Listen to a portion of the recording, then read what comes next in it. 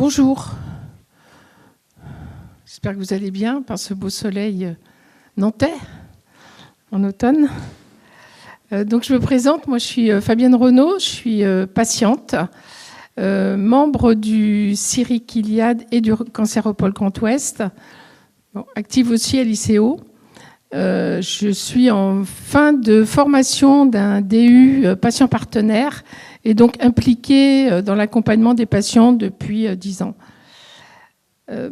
Cette conférence, elle a lieu depuis de nombreuses années et moi j'y suis personnellement très attachée parce que c'est peut-être le seul moment où nous avons le privilège d'être tous en relation autour de la table, patients, médecins, chercheurs, tous dans le même objectif de lutter contre le cancer du sein.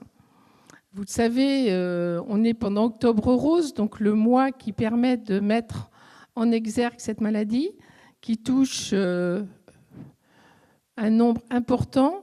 Une femme sur 8 sera concernée durant sa vie et 12 000 en meurent chaque année. C'est toujours difficile à dire. Dans mon entourage, j'en ai vu qui sont partis et ça me motive encore plus de devoir continuer à encourager les chercheurs parce qu'on a besoin d'eux, comme eux, j'imagine, ont besoin de nous. Le thème de l'activité physique adaptée, cette année, nous l'avons choisi dans les moments de préparation avec l'idée que l'activité physique adaptée est utile à tous les moments. Au moment de la prévention, bouger, c'est se donner plus de chances de rester en bonne santé. Pendant le parcours de soins, ce n'est pas toujours le plus évident. Quand on est fatigué, au moment de la chimio, après la chirurgie, où le corps souffre plus et où il faut se remettre en mouvement. Et puis après, quand on reprend le cours de sa vie, que parfois on oublie qu'il faut continuer à bouger et avoir une activité physique adaptée. D'ailleurs, elle s'appelle adaptée parce qu'elle doit être adaptée à son corps, à sa pathologie et puis à son activité particulière. Chacun ne va pas faire exactement la même activité physique, mais je pense que les gens qui vont parler tout à l'heure vont nous expliquer justement quoi ça concerne. Mon rôle de patiente, il est en l'occurrence de témoigner de moi comment je l'ai vécu. J'ai vécu le parcours, je dirais malheureusement classique, la chirurgie, la chimiothérapie, la radiothérapie et l'hormonothérapie. À chaque moment, le corps se retrouve en difficulté parce qu'on a des nouvelles cicatrices, parce qu'on est fatigué, parce qu'on a des douleurs au moment de l'hormonothérapie, la chimiothérapie qui apporte aussi son lot de difficultés, de fatigue. Et donc, devoir prendre soin d'un corps qui nous fait autant souffrir, c'est un premier pas, je pense, vers la projection dans l'avenir. Parce que se reconstruire à travers ce corps, c'est se donner les chances de continuer.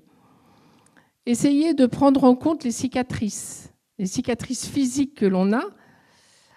Moi, je me souviens, quand j'ai été atteinte de mon cancer, j'avais une seule cicatrice, c'était l'appendicite. À la fin de mon parcours, j'en avais 8. Automatiquement, il a fallu prendre en compte ce nouveau corps avec ses cicatrices, comment on aide à les améliorer, et l'activité physique doit pouvoir nous aider à reprendre ce parcours. Alors d'une vie, j'ai un petit peu de mal moi à dire vie normale. C'est quoi une vie normale ? C'est peut-être une vie dans laquelle on va retrouver une envie d'agir, une envie de faire des choses pour soi et dans son travail, etc. L'activité physique, c'est aussi se donner des chances de limiter les risques de récidive. Des études ont été faites, mais je pense que les chercheurs nous le diront, c'est se donner plus de chances de lutter contre les récidives. C'est aussi apprendre à mieux gérer son poids. Alors ça peut être des prises de poids ou des pertes de poids. En tout cas, souvent une perte musculaire à un moment donné parce qu'on pouvait moins bouger. Et donc reprendre une activité physique qui nous plaît et qui nous est utile, c'est important pour pouvoir continuer. Moi, j'avais 46 ans quand j'ai eu un cancer. J'étais en pleine possession de mes moyens. Du jour au lendemain, on se prend un mur. Chimio, radiothérapie, hormonothérapie, des douleurs partout. Comment on va pouvoir commencer à bouger? Moi, je me suis dit, qu'est-ce que je vais pouvoir faire? Alors, on en parlait beaucoup moins et on en faisait beaucoup moins. Ça a beaucoup progressé, c'est tant mieux. Moi, j'ai commencé par la marche. C'est ce qui me semblait le plus à m'apporter. D'abord, ça me donnait l'occasion de prendre l'air, de sortir et mettre son corps en mouvement et de marcher. C'est aussi dans sa tête se projeter et essayer d'avancer. Donc, pour moi, l'activité physique adaptée, c'est se remettre en mouvement, remettre son corps en mouvement et le faire tant qu'à faire sans se blesser. Et c'est peut-être ce que l'on craint au début. C'est comment mon bras, que j'ai du mal à soulever, que j'ai du mal à lever, comment je vais pouvoir commencer à faire une activité avec. Moi, j'ai eu l'occasion de faire, par exemple, de la voile adaptée avec des femmes atteintes d'un cancer du sein. Au départ, la voile, je me disais, oh là là, tirer des bouts, en chimio, le mal de mer, comment ça va se passer? Une dame est sortie du bateau, elle en pleurait. Je lui dis, ça va pas? Elle me dit, si, je suis trop contente d'avoir réussi à faire ça. Donc c'est ça aussi, c'est essayer par cette activité physique de pouvoir se dépasser à certains moments et se prouver qu'on est capable. Et je pense qu'au niveau moral, au niveau mental, c'est aussi très important. Et puis, c'est souvent l'occasion de reprendre un contact social. Quand on est tout seul, malade, renfermé chez soi, on sort, on voit du monde, on reprend de la gymnastique, on reprend des activités qui font qu'on rencontre du monde. Donc ça me semble important, quand on a discuté de cette thématique, je pense que moi je l'ai considéré comme une chance supplémentaire de pouvoir se donner les moyens de se projeter. C'est aussi l'espoir. Et l'espoir, c'est ce que nous donnent les chercheurs. Et on en a besoin. Parce que quand on est la tête dans le guidon, malade, qui va pouvoir nous aider? C'est bien sûr notre entourage, mais c'est le médecin. Et on espère, moi, mon protocole, il a évolué pendant ma maladie. J'ai pu bénéficier de nouveaux traitements pendant mon parcours de soins. Et ça, je l'ai considéré comme une chance. Et c'est grâce aux chercheurs. Moi, j'ai été impliquée actuellement, récemment, dans le mois dernier, dans plusieurs programmes de recherche. Et je trouve que ça, c'est une véritable chance pour les patients. De plus en plus, l'évolution de la démocratie sanitaire fait qu'on est associé à ces programmes de recherche. Je voudrais vous en donner 3 exemples. Je fais partie de la cohorte Frater sur le cancer et l'alimentation. L'alimentation, quels sont les bons... Alors, je ne vais pas prendre la parole à la place du docteur Van Steen, il en parlera beaucoup mieux que moi. Mais comment bien manger, comment certains produits, je dirais même pas nourriture, peuvent nous aider, ou pas d'ailleurs. Onco-Atlantique, c'est le tiers-lieu dans lequel participe l'ICO. Et là, c'est un dispositif qui va permettre aux patients d'avoir un suivi post-opératoire à domicile. Et donc d'avoir une connexion numérique avec un petit dispositif collé dans le dos et qui vous permet d'être en relation directe avec l'hôpital à travers votre smartphone. On est en moment d'expérimentation. Là, je suis en train de relire le descriptif. Alors, j'ai renvoyé hier, parce qu'on me demande mon avis, moi je le donne. J'ai dit, vous êtes un petit peu directif. Hein. Donc, il va falloir s'amender un peu sur la façon de nous parler, hein, parce qu'il ne faut pas se braquer les patients au départ. Il faut être compréhensif. On a beaucoup d'injonctions quand on est patient. Vous devez faire ci, vous devez faire ça. Déjà, il faut sauver sa peau, c'est le premier objectif. Donc, Il faut y aller doucement et peut-être faire attention à la façon dont on s'adresse à nous. Donc je leur ai retourné, je pense qu'ils l'ont entendu. Déjà, associer les patients, c'est permettre aux chercheurs de trouver comment les recherches qu'ils ont faites ont le plus de chances d'aboutir pour nous aider, nous. Et donc la façon de s'adresser à nous est importante. Et puis j'ai été associée il y a très peu de temps, sur sollicitation d'un groupe de chirurgiens de l'ICO, sur une recherche actuellement sur la substitution à la mastectomie. Il y a actuellement peut-être une solution qui pourrait permettre de soigner les femmes sans mastectomie. Et donc là aussi, on m'a demandé mon avis, ça s'appelle Perflaps. J'ai dit que, et je le pense sincèrement, l'annonce du cancer, c'est un premier tsunami.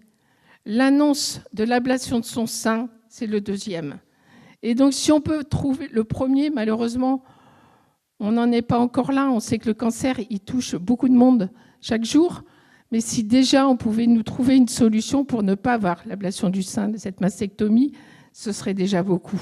Et donc, moi, à travers cette conférence, je voudrais remercier, et je le dis chaque année, tous les chercheurs qui font un travail de fourmi et souvent qui ne se voient pas. Nous, les patients, on ne voit pas tout le travail que vous faites. On voudrait toujours que ça aille plus vite. On voudrait toujours que les recherches soient automatiquement applicables. Et il y a tout un chemin pour avoir à reconnaître l'efficacité de la recherche, de pouvoir vérifier qu'elle soit prise en compte, par exemple pour un médicament, etc. Et donc tout ça, nous, on l'ignore, on ne voit pas. On nous en parle, on fait sur les réseaux sociaux, sans doute tous les jours, on nous annonce qu'il y a un nouveau traitement miraculeux qui vient d'arriver et on croit qu'on va pouvoir en bénéficier. Souvent, on est encore très très loin de l'application. Donc je pense que nous, on attend d'eux, je pense qu'eux, ils attendent de nous, ils nous le diront. Et en tout cas, je pense que c'est un parcours qui doit être fait ensemble. Les patients, les médecins, parce qu'eux, ils nous voient tous les jours, ils peuvent aussi tirer des informations et des indications qui sont précieuses, et puis les chercheurs. Donc, merci à eux d'abord d'être présents, merci à eux de participer à des conférences telles que celle-ci, et puis je vais les présenter puisque j'en ai parlé d'eux. Donc, nous avons nos deux animatrices qui vont nous faire bouger aujourd'hui, qui sont Julie et Clotilde, qui sont enseignantes activités physiques adaptées à l'ICO, et qui se sont un petit peu bagarrés avec leur kakémono, mais justement, ils se sont échauffés, là maintenant, ils sont au taquet, et ils vont vous faire bouger cet après-midi. Alors, il y a le docteur Damien Van Steen, qui est oncologue à l'ICO, il se présentera tout à l'heure, qui est responsable d'unité soins de support et spécialiste en nutrition. Le professeur, Amélie Rebillard, qui est enseignante-chercheuse à Rennes, qui nous expliquera aussi en quoi ça concerne, et monsieur le docteur, professeur, docteur, Pierre-François Cartron, qui est chercheur aussi, et qui contribuera à cette table ronde. Donc, moi, je remercie Thierry Quillade et le Cancéropole chaque année d'organiser cette table ronde au milieu d'Octobre Rose à chaque fois, et de pouvoir nous faire bénéficier des avancées de la recherche. Merci à eux.